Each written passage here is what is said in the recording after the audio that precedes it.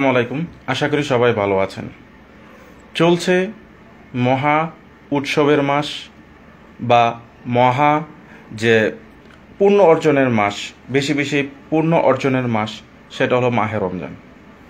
মাহে রমজান এমন একটি মাস যে মাসে রয়েছে হাজার মাস থেকে উত্তম একটি রাত। এই রাতে ইবাদত করলে অনেক বেশি পরিমাণ পুণ্য হাসিল করা সম্ভব। তাছাড়া এই রমজান মাসে রয়েছে এমন একটি সবটুকু সময়, যে সময়টুকুকে ইবাদত বন্দিকে কাটাতে পারলে বা গুনাহমুক্ত জীবনযাপন করতে পারলে বা সিয়াম রাখলে আল্লাহ তাআলা তার যে সকল জীবনের যে গুনাহখাতা সেগুলোকে মাফ করে দেয়।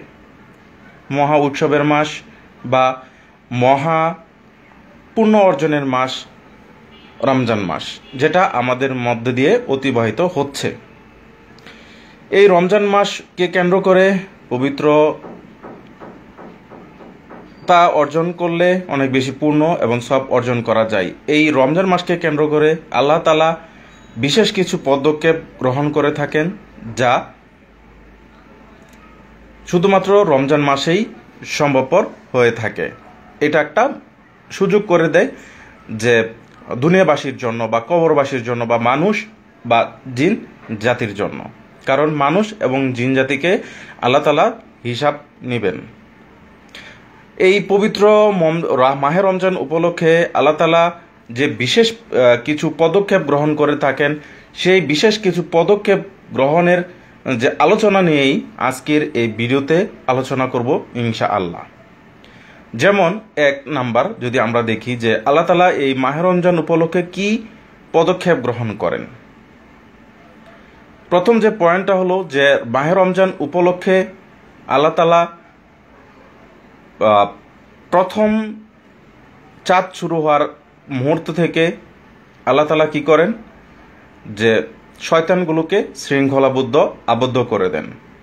এটা হচ্ছে পবিত্র মাহে রমজান উপলক্ষে আল্লাহ তাআলার পক্ষ থেকে যে পদক্ষেপ, সেই পদক্ষেপের একটা, যে মাহে রমজানের শুরু থেকেই কি করেন, শয়তানকে আবদ্ধ শৃঙ্খলাবদ্ধ করে ফেলেন, যাতে শয়তান মানুষকে বা জিন জাতিকে কোনো সময় চক্রান্ত বা তার যে পদাঙ্ক অনুসরণ করতে না পারে। আল্লাহ তাআলা এটা করে ফেলেন এবং এটা দীর্ঘ 1 মাস পরবর্তীতে যখন চাঁদ ওঠার আগ পর্যন্ত আল্লাহ তাআলা এটাকে শৃঙ্খলাবদ্ধ করে ফেলেন। এটা হচ্ছে আল্লাহ তাআলার একটা পরিকল্পনা। দ্বিতীয় যে পয়েন্টটা হলো যে রমজানকে কেন্দ্র করে আল্লাহ তাআলার যে পরিকল্পনা, তার দ্বিতীয় নাম্বার যে পয়েন্ট হলো সেটা হলো যে আল্লাহ তাআলা আপনার এই মাসটাকে কেন্দ্র করে আল্লাহ তাআলা অসংখ্য যে মানুষ রয়েছে গুনাহগার, তাদেরকে ক্ষমা করে দেন। আল্লাহ তাআলার এই বিশেষ রমজান মাসকে কেন্দ্র করে এটি একটা পদক্ষেপ যে এই মাসে প্রতি রাতে আল্লাহ তাআলা কি করেন, অনেক পাপী বান্দাকে ক্ষমা করে দেন। মাহে রমজান উপলক্ষে আল্লাহ তাআলার যে বিশেষ প্ল্যান বা পরিকল্পনা থাকে, তার ভিতরে রয়েছে লাইলাতুল কদরের রাত। এই রাতটা হচ্ছে মুমিন জীবনের শ্রেষ্ঠতম একটা রাত, যে রাতে ইবাদত আদায় করলে আল্লাহ তাআলার নৈকট্য অর্জন করা যায় এবং 83 বছরের পরিমাণ যে নফল যে ইবাদত, সেই পরিমাণ তার আমলনামায় যুক্ত করে দেন। এটা হচ্ছে আল্লাহ তাআলার একটা বিশেষ পরিকল্পনা। আল্লাহ তাআলার আরও একটা বিশেষ পরিকল্পনা রমজান মাসকে কেন্দ্র করে রাখা হয়েছে, সেটা হলো যে ইবাদতের যে মূল্য সেটা বৃদ্ধি করে দেওয়া। যেমন আমরা যদি কোনো কোরআন তেলাওয়াত করে থাকি, তাহলে প্রতিটা অক্ষরের বিনিময়ে আল্লাহ তাআলা 7 থেকে 70 গুণ পর্যন্ত এই রমজানের উসিলা করে দিয়ে থাকেন, যেটা অন্য সময় সেটা করা হয় না। শুধুমাত্র রমজানের এই উসিলা করে আল্লাহ তাআলা এই প্ল্যান বা প্রোগ্রাম বাস্তবায়ন করেন। কোনো নফল ইবাদত করলে অন্যান্য মাসের তুলনায় ফরজের পরিমাণ সওয়াব তার আমলনামায় দেওয়া হয়। এটা হচ্ছে আল্লাহ তাআলার পক্ষ থেকে একটা রমজান উপলক্ষে একটা বিশেষ ছাড়, যেটা আল্লাহ তাআলা করে থাকেন। আল্লাহ তাআলার যে রমজান উপলক্ষে যে প্ল্যান, সেটা হলো রমজানের শেষে আল্লাহ তাআলা একটা খুশির দিন দিয়ে থাকেন। এই খুশির দিনটা বলা হয় ঈদুল ফিতর। ঈদুল ফিতর আমরা হর হামেশাই বা সবাই আয়োজন করে থাকি, কিন্তু প্রকৃত অর্থে যারা মাহে রমজান পালন করলো এবং মাহে রমজানের উসিলা করে তার জীবনের শ্রেষ্ঠতম কাটালো, তার পুরস্কার স্বরূপ এই আনন্দটা আল্লাহ তাআলা রোজাদারদের জন্য দিয়ে থাকেন। আল্লাহ তাআলার রমজান উপলক্ষে যে বিশেষ প্ল্যান রয়েছে, তার ভিতরে রয়েছে আরও একটি প্ল্যান, সেটা হলো রমজানের শেষ দশকের মধ্যে ইতিকাফ করা। ইতিকাফের ফজিলত এবং গুরুত্বপূর্ণ বা মাধুর্যতা আমরা সকলেই জানি। আল্লাহ তাআলা এই শুধুমাত্র এই রমজানের মধ্যেই এই প্ল্যানটা করে রেখেছেন। যদি কেউ ওই ইতিকাফে বসে, তার জন্য অনেক দূর পর্যন্ত একদিন কেউ ইতিকাফ করলে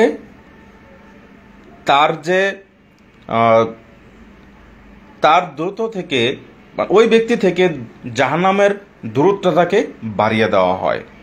এটা হচ্ছে রোজাদারের জন্য একটা বিশেষ প্ল্যান, যেটা রমজান মাসের কেন্দ্র করেই আল্লাহ তাআলা নিশ্চিত করেছেন। আরও যদি প্ল্যান আমরা দেখি যে আল্লাহ তাআলার পক্ষ থেকে বান্দার উপরে যে কি প্ল্যান, সেই প্ল্যানের ভিতরে রয়েছে এমন একটা জিনিস, মুহূর্ত। সেই মুহূর্তটা হলো সেহরি খাওয়া এবং ইফতারের সময়। সেহরির সময় সেটা হলো যে আপনি যদি সেহরির মধ্যে পান, এটাতে রয়েছে বারাকা, এবং ইফতারের সময় রয়েছে অনেক আনন্দ। এটা হচ্ছে আল্লাহ তাআলার একটা প্ল্যান বা মুহূর্ত বা সময়। আল্লাহ তাআলা বলেছেন যে ইফতার আজানের মানে খুব কাছাকাছি সময়ে ইফতার করতে, এবং রমজানের যে সেহরি সেটাও অল্প পরিমাণ হলেও নেওয়া, এবং ইফতারটা কোনোভাবে বা পানি মাধ্যমে হলেও যেন ইফতার করা হয়। এই যে একটা মুহূর্তগুলো, এই মুহূর্তগুলো আল্লাহ তাআলার একটা বিশেষ প্ল্যান। আল্লাহ তাআলার আরও বিশেষ প্ল্যান রয়েছে, সেটা হলো যে আল্লাহর নৈকট্য অর্জন করা। আমরা যদি মাহে রমজানে খুশুর সাথে, ইবাদত বন্দেগীর সাথে রোজা রাখার চিন্তা করি বা রোজা রাখি, সেটা হচ্ছে আল্লাহ তাআলার কাছে যাওয়ার একটা অন্যতম মাধ্যম। কারণ রোজাদারের রোজা বা রোজাদারের যে ইবাদতের যে দান, যে এটা হচ্ছে আল্লাহ তাআলাই দিবেন। কারণ আল্লাহ তাআলা বলেছেন যে রোজা আমার জন্যই, এবং আমি এর প্রতিদান আল্লাহ তাআলা আমি নিজ হাতেই দেব। অর্থাৎ রোজাদারের যে প্রতিদান, সেটা আল্লাহ তাআলাই ঠিক করে দেবেন। আল্লাহ তাআলার বিশেষ প্ল্যান রয়েছে রোজাদার মাহে রমজানকে কেন্দ্র করে, সেটা হলো যে রায়হান নামের একটা জান্নাতের যে দরজা, সেটা বানিয়ে রেখেছেন যারা রোজাদার ব্যক্তি আছে তাদের জন্যই। এটা হচ্ছে রোজাকে কেন্দ্র করে বা মাহে রমজানকে কেন্দ্র করে আল্লাহ তাআলার বিশেষ প্ল্যান। আরও যদি দেখি যে আল্লাহ তাআলার যে প্ল্যান যদি রয়েছে, সেটা হচ্ছে যে রোজাদার যে মুখের ঘ্রাণ, সেটার জন্য আল্লাহ তাআলার একটা প্ল্যান বানিয়ে রেখেছে। কেমন যে এর যে মিশক আম্বরের থেকেও আল্লাহ তাআলার কাছে এই সুগন্ধিটা আল্লাহ দরবারে অনেক গুরুত্বপূর্ণ এবং তাৎপর্যপূর্ণ। তাহলে দেখুন, প্রতিটি পদক্ষেপে, প্রতিটি সময়ে আল্লাহ তাআলা মাহে রমজানকে কেন্দ্র করে যে বিশেষ প্ল্যান করে রেখেছেন, এবং তিনি এই জিনিসগুলো আল্লাহ তাআলা বাস্তবায়ন করছেন। এটা যে কতটুকু গুরুত্বপূর্ণ বা কতটুকু যে যারা জানে যে এই যে একটা প্ল্যান, আমরা সবাই কিন্তু একটা প্ল্যান বা পরিকল্পনা করি যে আমরা কিভাবে কাটাবো বা কখন কি করব। আল্লাহ তাআলাও এই মাহে রমজানকে নিয়ে যে প্ল্যান পরিকল্পনা রয়েছে, আপনি দেখেন কোনোটা থেকে কোনোটা কম না। যেমন প্রথম দিন থেকেই শয়তানকে শৃঙ্খলাবন্দি করা, অসংখ্য মানুষ যাদেরকে জাহান্নাম নির্ধারণ করা হয়েছে তাদেরকে মুক্তি দেওয়া, এবং ক্রমান্বয় সময়ে বিভিন্ন ধাপে ধাপে যে আমাদের যে আমি ভিডিওতে কথা আলোচনা করলাম, এইগুলো কি আমাদের জন্য খুব গুরুত্বপূর্ণ একটা ইবাদত। আল্লাহ তাআলা যদি মাহে রমজানের জন্য প্ল্যান করে থাকে এবং তাহলে আপনি একজন আল্লাহর অনুগ্রহ বান্দা হিসেবে মাহে রমজানের জন্য একটা প্ল্যান বা প্রোগ্রাম থাকা আপনার উচিত বা আবশ্যকীয়। আমরা এমন কিছু করব না যে শুধুমাত্র উপোস থাকা।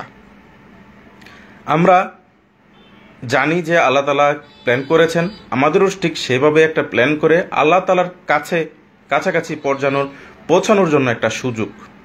আল্লাহ তাআলা আমাদেরকে সেইভাবে আমল করার বা যেভাবে আমল করলে আল্লাহ তাআলা খুশি হন সেভাবে আমল করার মতো তৌফিক আল্লাহ তাআলা আমাদের দান করুক। সবাই ভালো থাকবেন এবং সুস্থ থাকবেন। আসসালামু আলাইকুম।